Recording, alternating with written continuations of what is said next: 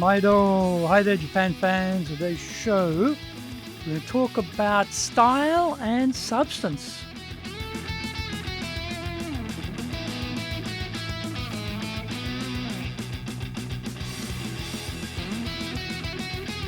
Present, Master Shimashou.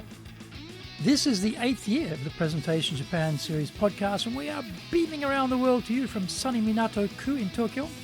I'm your host, Dr. Greg Story, Dale Carnegie Tokyo franchise owner, the president of Dale Carnegie Tokyo Training, and the 3-time best-selling author of Japan Sales Mastery, which is Zaegyo in Japanese, Japan Business Mastery, and Japan Presentations Mastery, or in Japanese, Anata Present no Tachijin.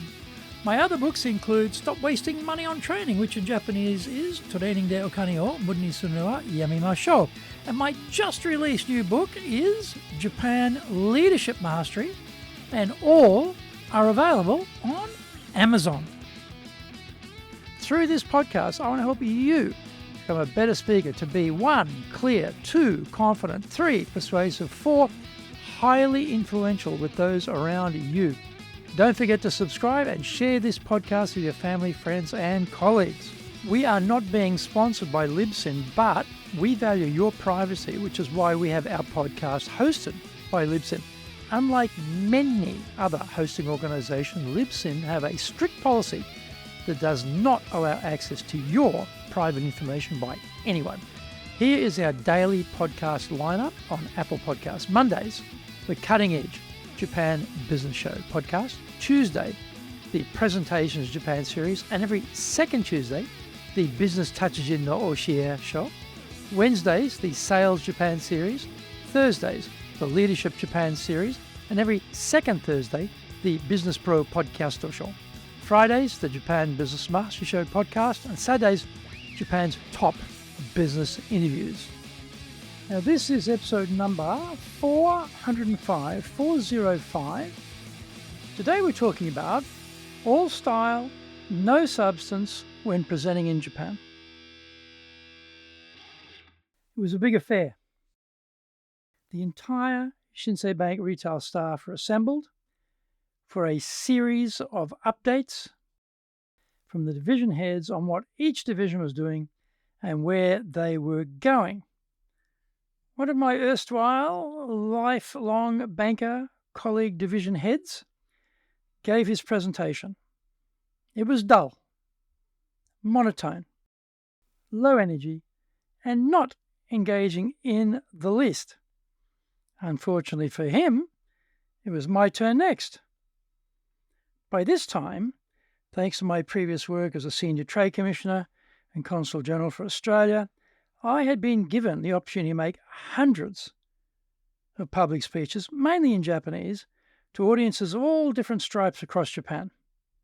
I knew how to give this talk in a way which would be interesting for the audience, and in a way in which I could grab their attention.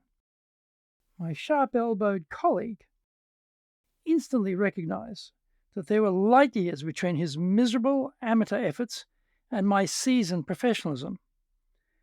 Did he commit to self-improvement, to build the biggest skyscraper in town, to become excellent in public speaking? No. He sought out ways to pull down all the other skyscrapers so that his could be the tallest instead. For days, he informed all in earshot, except for me, of course, that Greg is all style and no substance. His fragile ego had been battered because it wasn't about banking skills. When this comment was duly reported to me, honestly, I just burst out laughing. Not in an exaggerated, thespian, ironic, or derisive way. It was a genuine belly laugh. The idea was ridiculous, preposterous, absurd, and also so revealing about his pathetic insecurities. I had given more than enough public speeches by that time to know it wasn't just my style that was engaging my audiences. I planned my speeches very carefully, and I rehearsed them too, as a true pro needs to do. What was ironic was originally I was scouted to leave Austrade and join Shinsei's retail bank because of a speech I gave to the American Chamber of Commerce here in Tokyo. In fact, that speech changed the direction of my career, although I didn't realize it at the time. It was brought to the attention of the head of the retail bank, who decided to meet me, and the rest is history, as we say. Recently, I was reading an article by Catherine Brownell in the Financial Times, where she referenced the first televised debate between Kennedy and Nixon in 1960. Nixon didn't understand the medium of television as well as Kennedy at that point because it was so new. Being a bit more savvy, Kennedy saw the opportunity to speak directly to voters through the television sets rather than just relying on highlighting policy differences. I recall some reports I've come across at different times which said that those who only listened to the debate on radio gave it to Nixon, while those who watched it on television gave it to Kennedy. Nixon certainly made the complaint that the televised debate format brought in a new era where politicians focused on style over substance. It was a dividing line between eras, and the future belonged to those who mastered the skills needed to be successful with the new medium. In my view, Kamala Harris killed Donald Trump in the recent debate, and that wasn't just style and no substance. She was extremely well prepared, well tutored, and rehearsed for the encounter, and brought all guns blazing to what Trump thought was going to be a knife fight. Find out more when we come back from the break.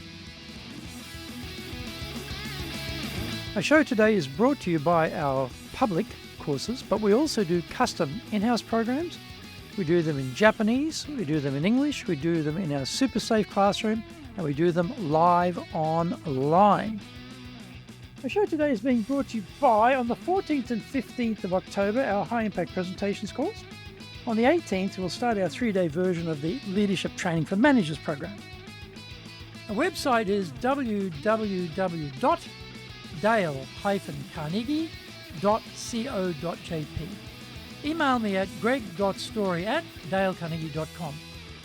If you like learning by watching videos, then we have over 2,300 there for you at Tokyo, Japan, Dale Carnegie TV on YouTube.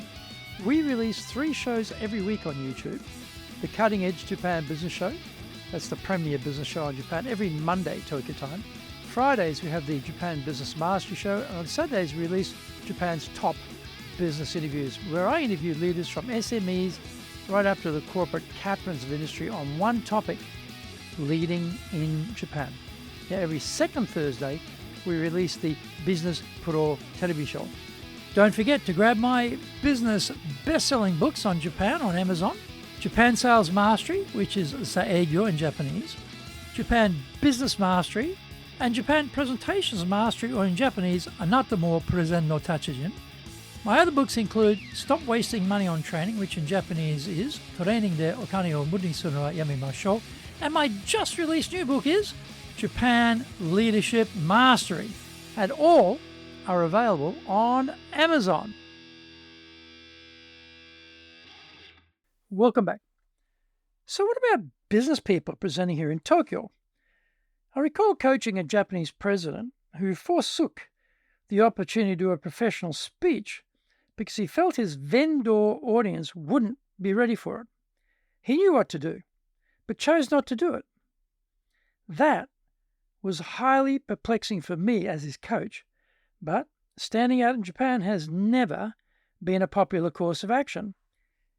He knowingly just gave the same old, boring, monotone performance because that was the expected norm for his company and industry. It was seriously painful for me to watch and to know what he could have done instead.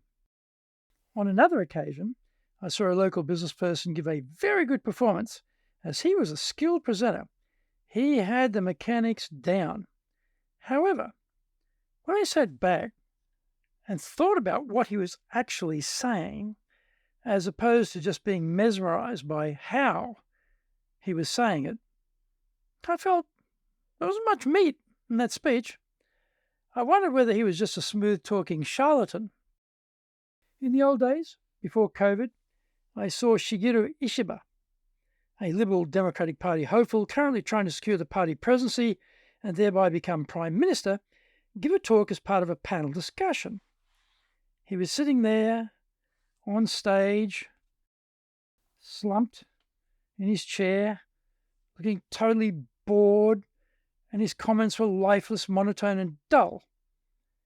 However, when I closed my eyes and listened to what he was actually saying in Japanese, it was thoughtful and had more impact. If he wants to run this country, I hope he's improved as a communicator since then. There's obviously not a simple-minded choice between style and substance like my ex-Shinsei colleague was thinking. We need both. And I want to replace that potentially pejorative word style with professionalism to make the point clearer.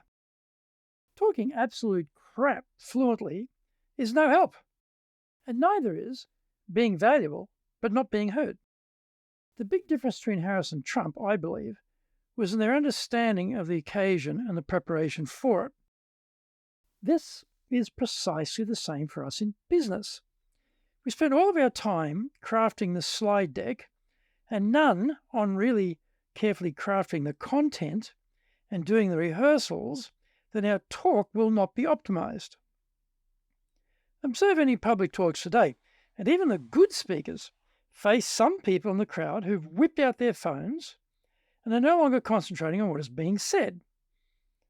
Having great content, which is ignored by the audience because we are unskilled and so boring, is no better than turning up with weak, useless, low-value content.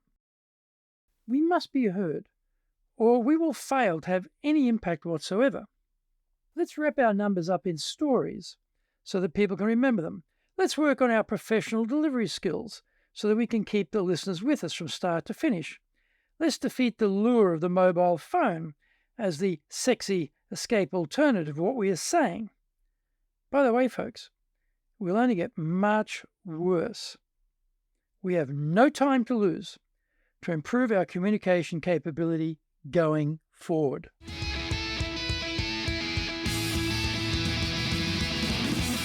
Did you get value from today's show? If you did, then share the love around with your family, friends, and colleagues. Don't forget to subscribe and share this podcast. Until the next episode, go out there and apply the learnings from today and become a presentations legend amongst your circle. Thank you for joining me, and please tune in next week. Remember, I'm in your corner, your go-to guy for soft skills training in Tokyo, committed to your success here in Nippon.